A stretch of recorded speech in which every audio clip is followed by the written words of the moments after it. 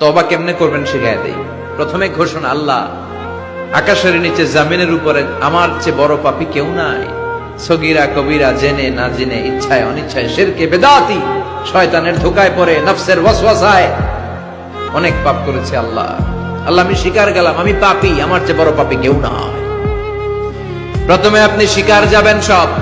2 নম্বরের রিপেন্টেন্স আর নাদামা, অনুতপ্ত হবেন, চোখের পানি ছাড়বেন, অনুতপ্ত হবেন, লজ্জিত হবেন। চোখের পানির দৃশ্য দেখে আল্লাহর বড্ড ভালো লাগে, সুবহানাল্লাহ পড়েন।